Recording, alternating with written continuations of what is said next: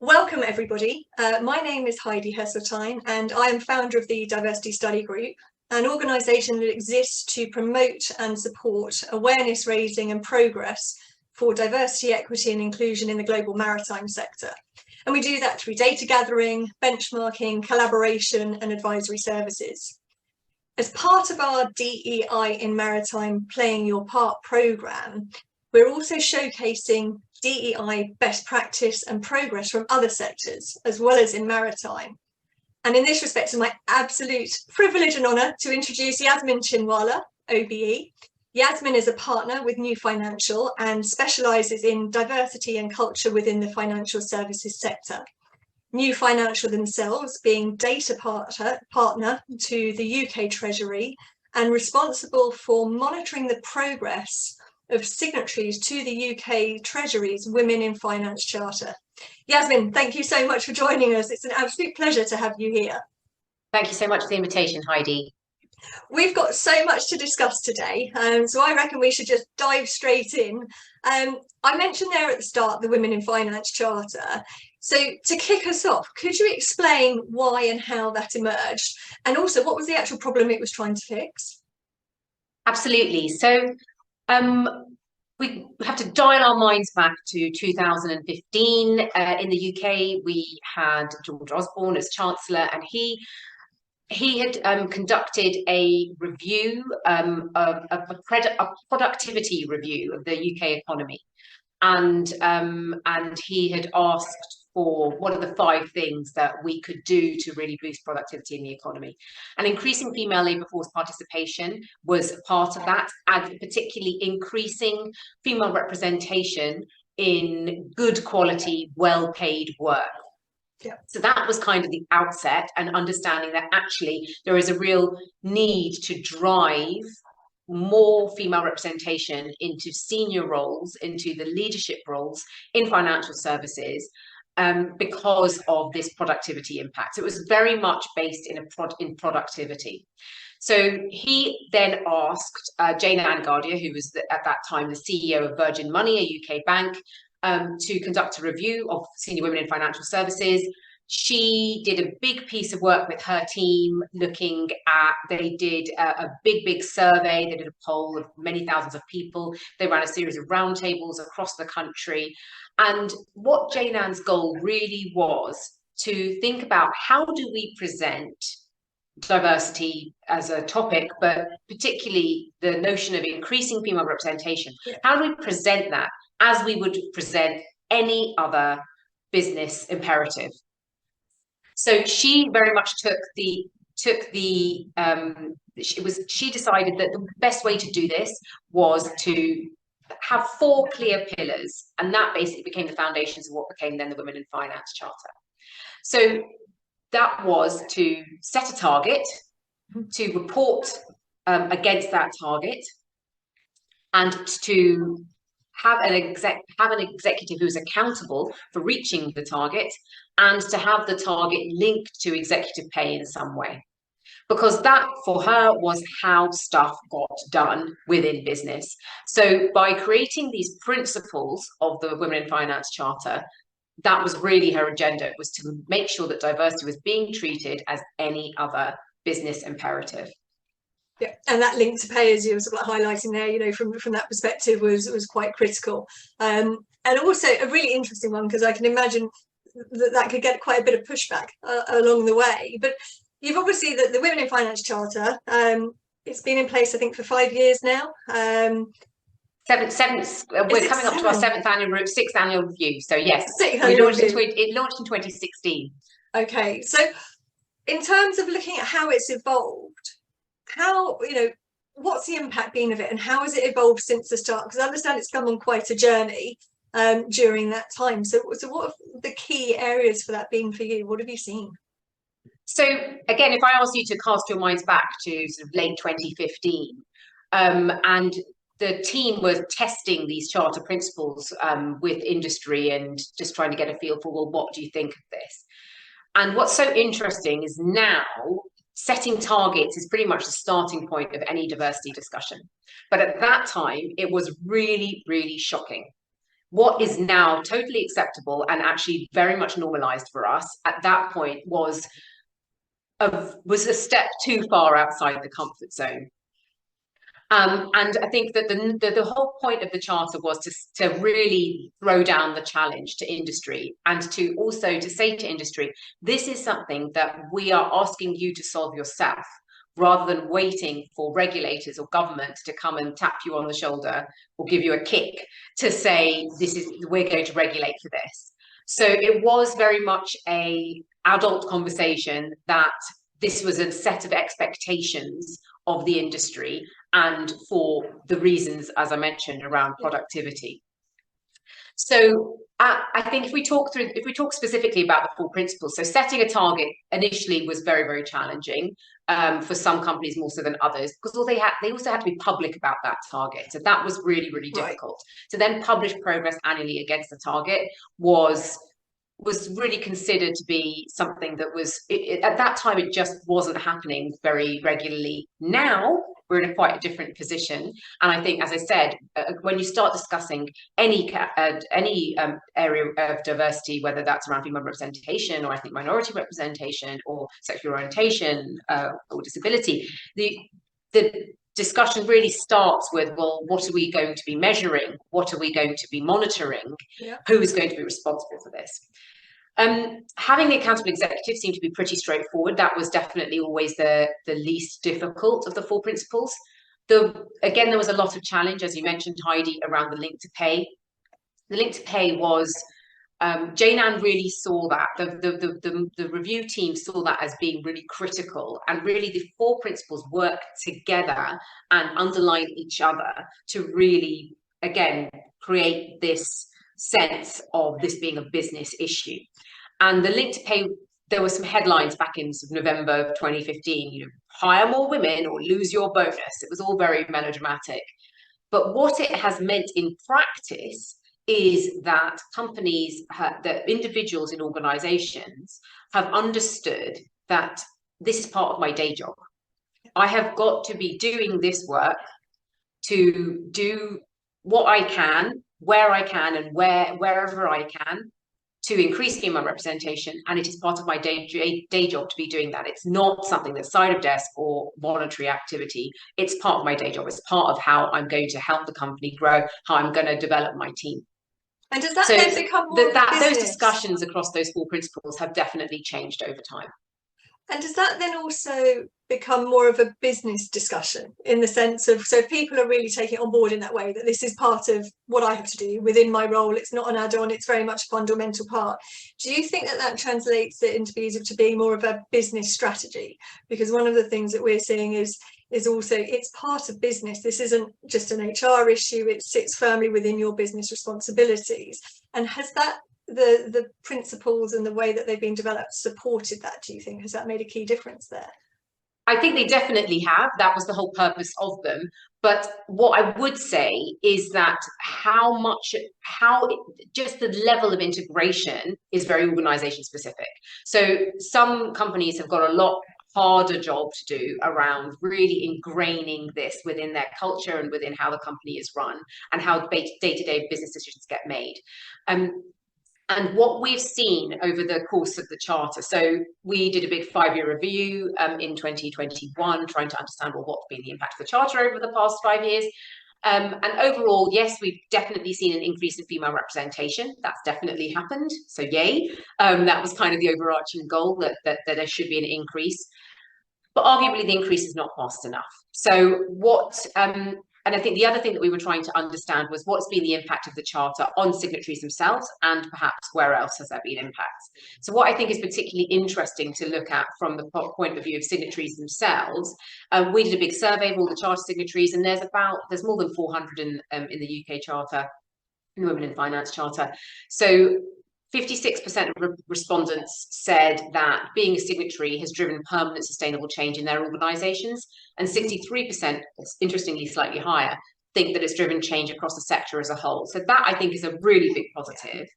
The other thing that I think is the really important takeaway from that 5-year review was nearly all signatories said their agenda to improve female representation had advanced over the past 5 years. And 80% said that that would not have advanced to the same degree. They didn't think that it would have advanced to the same degree without being a charter signatory. So being part of something else, being part of a peer network, being held accountable externally has been a really significant driver of those changes. However, there is a big but here. As I said, the level of increase of female representation year on year we've seen is about 1 percentage point. So it's not huge. It's something, but it's not huge, and it's not happening quickly enough, really, to see what I think, initially what was envisaged for the Women in Finance Charter, that it was a 5 to 10 year project, and that we would be something that looked like something like a comfort level that was approaching parity. We are so long or far away from that.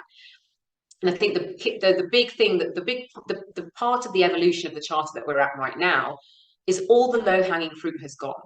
So all the easy wins, all the straightforward things like, okay, 50-50 shortlists, or, having women on interview panels, and these sort of more straightforward, contextual, being careful about language in job in job advertising, that kind of thinking.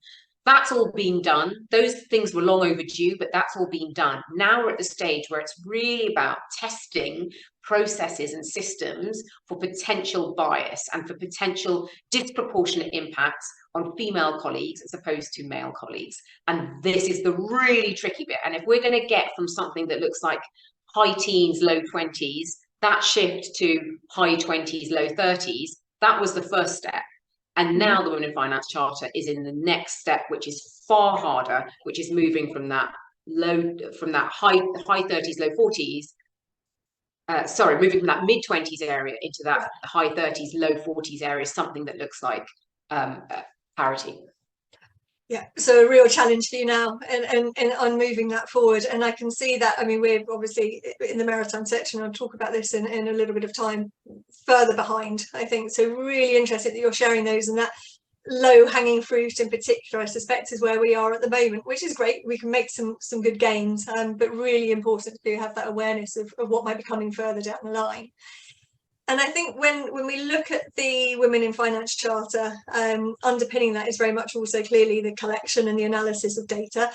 I know we share a passion about the importance of DEI data to drive outcomes. Why, to you, is DEI data so crucial as a whole? It's that old adage, what gets measured gets done. And it really is about not just, I should clarify to start though, that this is not just data for data's sake. These are people. These are people. Every company talks about, oh, well, we are our people and our products, but everything focuses on the product, and you measure everything around your product. Everything is tested to the hilt to try and maximize the success of the product. But we don't have that same kind of business approach with people. And using data to really understand, look out for potential impacts, differential impacts between different groups of people or between men and women, and to be having an understanding of what's the profile of the people who are moving through our organization quickly and who's succeeding, why are they succeeding, what are the criteria that lead to their success, so that we can make sure that as many people as possible have access to those criteria. That is what the data needs to translate into over the long term. So the initial phase is very much just understanding where women sit in your organization. And I know that that's a very significant piece of work to start off with. But what we've seen through the Women in Finance Charter is that initial work around trying to understand female representation by seniority, by business line, by function. That has taken time.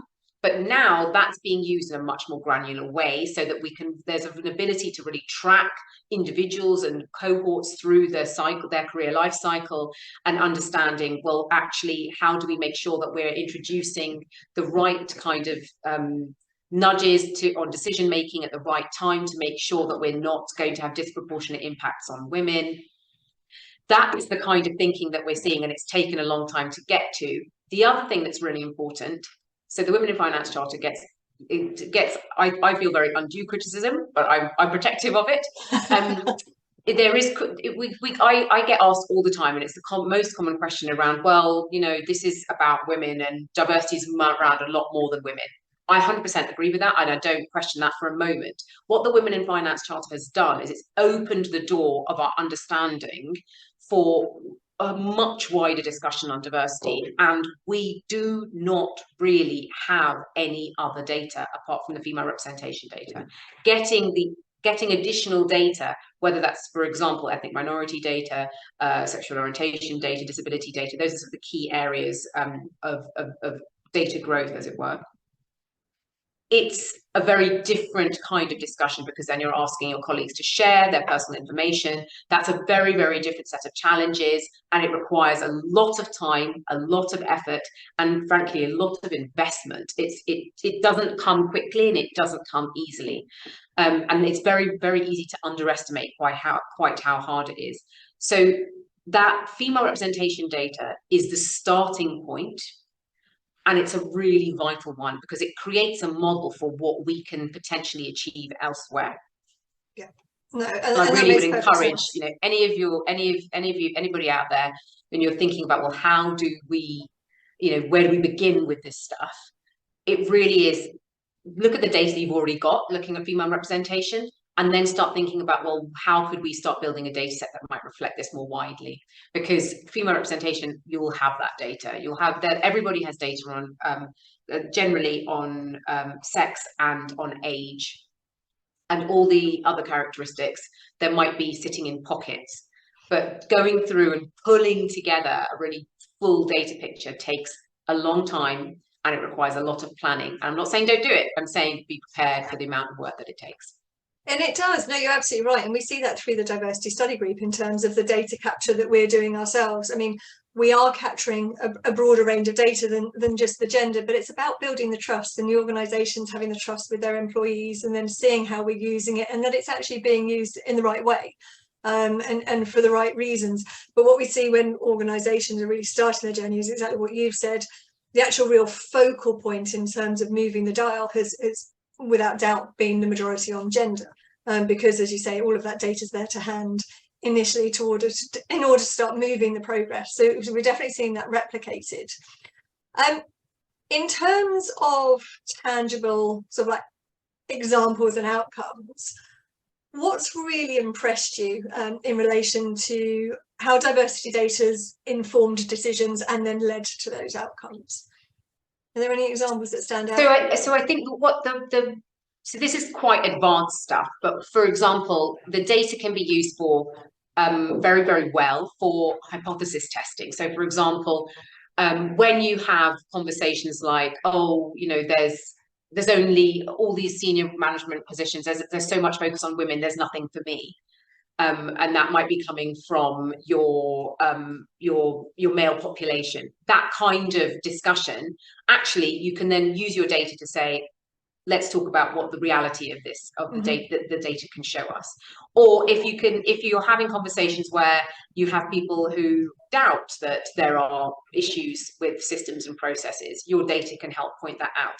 And in a far more positive way, your data can be used to try and influence decision making at the crucial time. So for example, we've seen through the Women in Finance Charter tools where you have where a manager is able to see the impact of their decision making on pay allocation or on bonus allocation, and see how that would impact the gender pay gap for their team before the decision becomes final. And it doesn't take away their ability to make those decisions, but it just makes them, it just challenges them to think, am I sure that I've made the right decisions? Am I happy with my decision making? And a similar process applied to, for example, around performance ratings, a manager being shown, well, here is your performance ratings for women versus for men. And is there a differential? And again, it's not stopping any individual from continuing to allocate as they had allocated those performance ratings, but it's just creating a level of challenge and to test them that they've made those decisions without and reducing the potential for bias, because that's really what this is all about. It's where there's systems and processes, and obviously then the individuals that work within those systems and processes that inadvertently introduce bias that causes disadvantage for certain groups of people.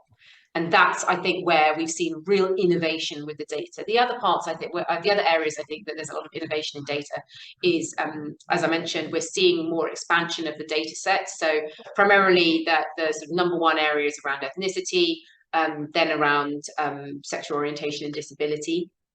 Those data sets are not there yet, but for example, we've certainly seen examples where financial services companies have said, okay, once we get up to 80% disclosure rates of colleagues, we will publish a ethnicity pay gap. So that kind of thinking and understanding will actually to try and encourage people to participate in sharing their information. And there's, it doesn't necessarily need to be as high as that. There's other work that could begin once you've got those rates into sort of the 50s and 60s. But I think it's very important where we've seen examples, really interesting examples of companies that have said, this is our direction of travel.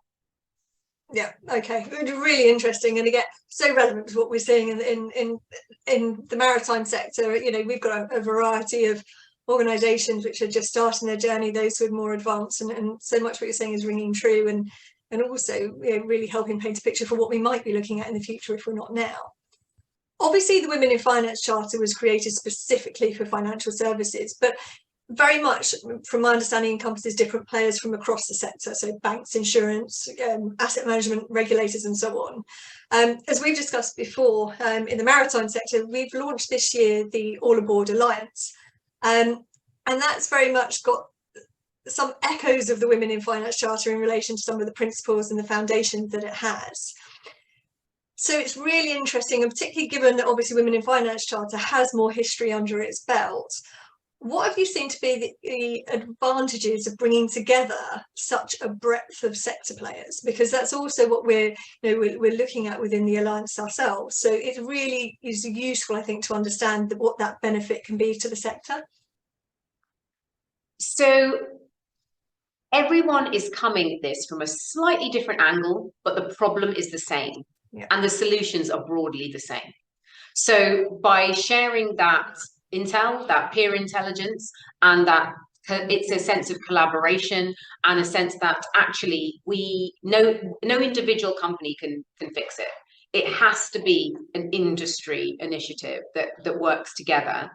And really, I think the key takeaways for the Women in Finance Charter is that there are certain sectors that really dominate. So in terms of size, so for the Women in Finance Charter, it is the banking, UK banking, global banking, and investment banking sectors is the largest by quite a long way. It's sort of more than a third of the employees across signatories, and it is the largest firms that need to take the action. So that's not saying that the small and medium-sized firms can sit on their laurels, but really the focus of effort needs to be on the biggest firms and the most and the biggest sectors within the industry. Because if you want to see a change in the face of the industry, it can't happen without action from those groups. So but in general, I think definitely there's just this, it's the sense of a collaborative effort, I think, is a really important one, and that everyone has their own perspective, and everybody thinks that their sector is unique and special. So, and I've done extensive research within financial services, but the asset managers, for example, they say, oh, well, we have a particularly unique problem in our portfolio management pipeline, or the investment banks say, well, we've got a particular issue within sales and trading, but actually they're all microcosms of each other and of the same set of problems. So it's really to have more and more discussion, increase the quality and quantity of the debate, to really move forward and learn from what we know is working elsewhere. And in terms of the sort of where you see the biggest pressure coming from at the moment, in order to really push this as well, one of the things that we're seeing currently is that it's really the current employee base where the pressure is coming from. So they're becoming increasingly vocal. The decisions they're making about whether or not to even consider us as an industry to work in, much less which organisation within that industry to work in as well, really are things that we can see are having an impact. And in certain parts of the sector, say, for example, the seafaring in particular, there's a huge shortage of talent coming in, and we're, depending on which stats you look at, we're 2 to 4% female representation. So huge places where we need development as well as ashore. Is that something that you're also seeing as well? Is that, you know, it's the employees who are really putting quite a lot of pressure on organisations to deliver as well? Definitely. I think that the financial services sector is slightly different in that it's so highly regulated. And the financial services sector went through this massive existential crisis in the global financial crisis, which is, you know, more than 10 years ago now. And the reaction to that crisis from regulators and governments was very much, we need better quality decision making. Mm-hmm. So their starting point around sort of future crisis prevention was very much focused on, we need to improve the conduct and the culture of those running financial services companies. So that has been a really big driver of the diversity and inclusion discussion in financial services specifically, and I think that's been a big positive, because without that I don't think we would be where we currently are.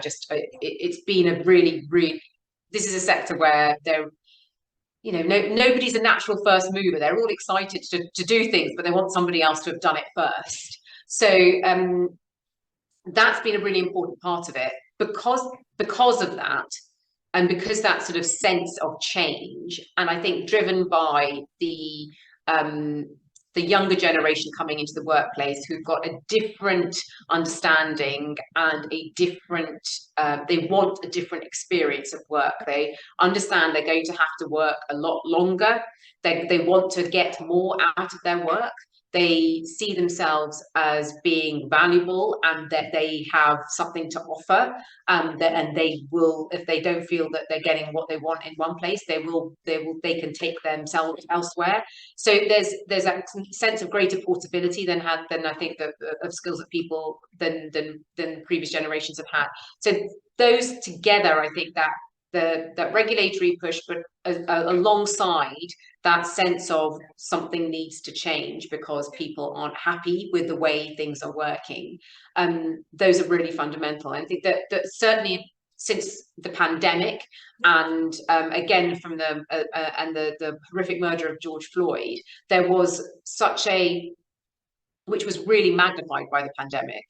There's been such a really very much more public and workplace orientated outcry from colleagues that actually, how can we do better, and how can this organization do better for more colleagues more of the time?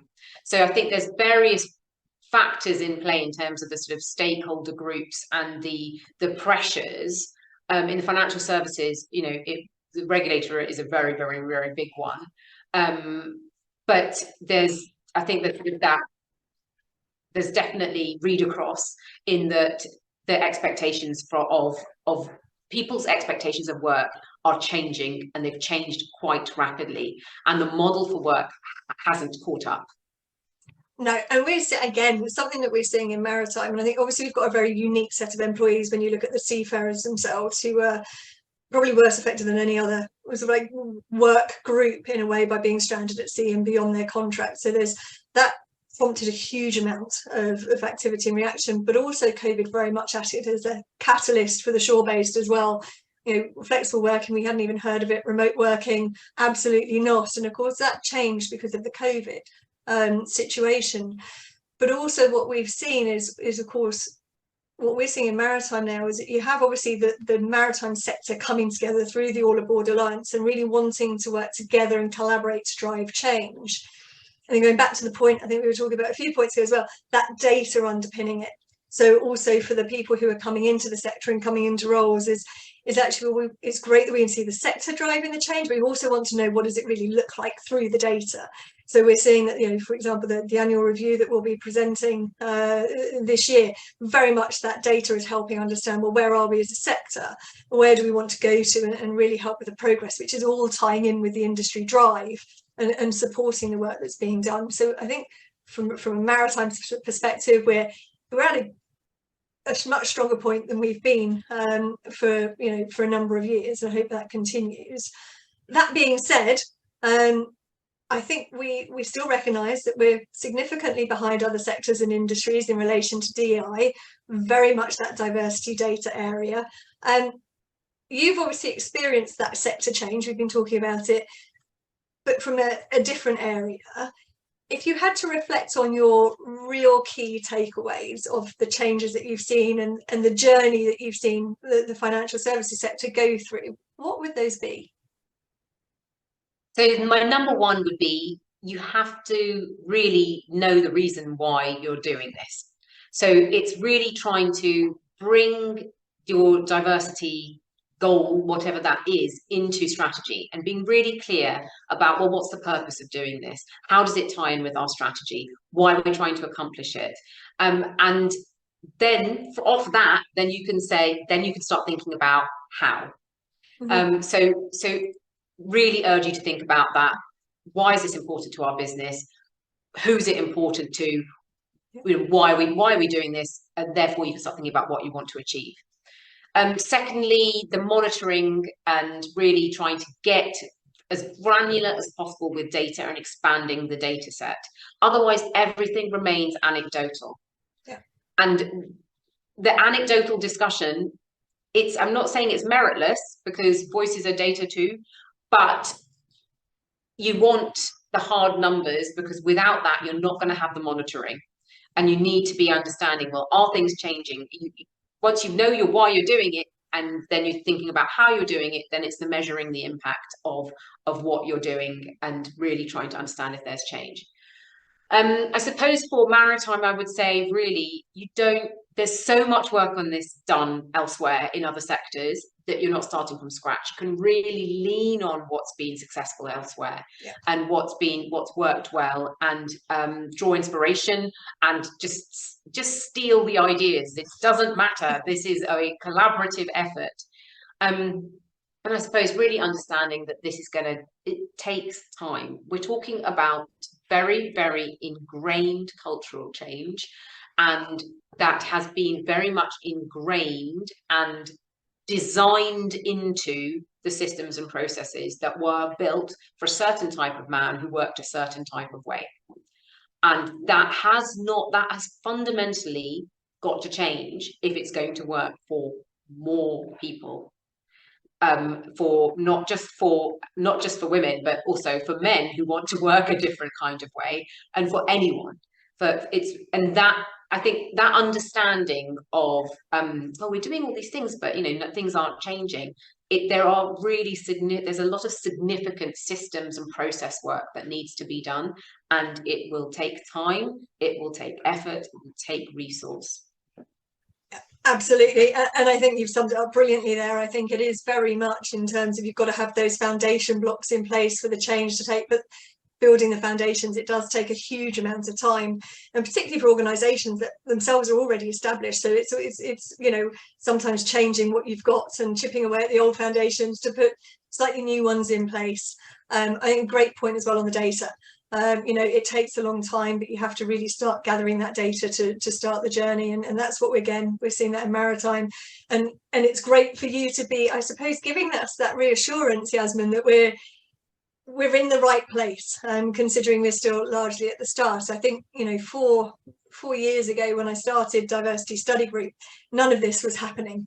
COVID has without doubt accelerated it, and I think that's been a huge benefit coming from COVID. Not that there's too many of those around, but I think also very much, again, what you say, it's reassuring, probably frustrating for many, but the fact that it takes so much time, and you have to keep going and going, and it may be time that within individuals' jobs you don't see the change that you want, but you're creating that legacy as well, hopefully, for the future. And I suppose that none of these things can really happen without commitment of leadership. So it's really you need to have that.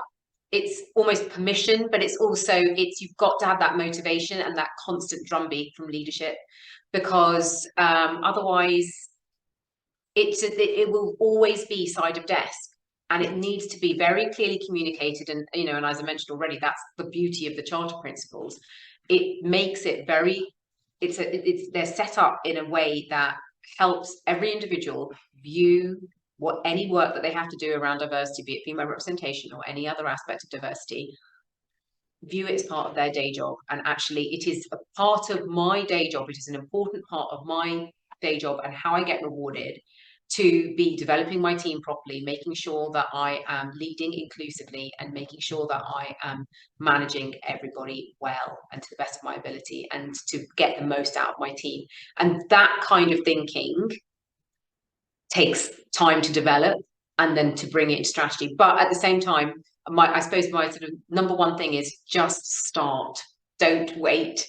Do start. And even if it's just baby steps, it's really important. You can't, otherwise if you wait till all the ducks get lined up in a row, who knows how long that might take. So just getting going is a really important, getting going regardless is really, really, really important, because these things are iterative, and we don't know what the perfect picture looks like, and we don't know what all the solutions are. We have good ideas, so it's an iterative process, and layering and layering and layering over time, and that's the agony and ecstasy of the success, I think, with something like with something that requires such ingrained cultural change. Yeah, and sometimes things don't work, and that's also okay, isn't it? Sometimes, the programs that we want and the results that we're hoping for to achieve, they don't always come through, but that's part of that journey as well. And as you say, you've got to start. Thank you so much for highlighting such great elements of DI in the finance sector, the Women in Finance Charter. I think there's so much for everybody listening to take away from this, Yasmine. I'm also struck by very much what you said at the beginning about the link to pay, which we're really not seeing yet in this sector. And if I think where we might be in 5 years or 7 years' time, it would be really interesting to see if that's now at that point will be on the table, because I fully agree with you that really, I can see the benefit of that helping drive the change and making people much more accountable for it, and it really taking place within embedding in the workplace culture. Outside of that, a great deal to consider from the data, how we're using it, the length of the journey, the starting point of the journey. But I think overall, hopefully what everyone's taken from this is very much what I've taken, is that when you look at a sector that is undoubtedly more advanced than the maritime sector, I feel quite a lot of optimism that we're actually on the right path, albeit it's a long one and it can be a frustrating one with bumps in the road. At least we've started, which 4 or 5 years ago probably wouldn't have been the case. I wouldn't have been able to say that. So thank you, Yasmine, so much for joining us today, for sharing within the DEI Maritime Playing Your Part programme, and very much hope that we can get you on again in the future and compare actually how much further advanced we are, and again learn from where the financial services sector has gone. Thank you so much, Heidi. Thank you.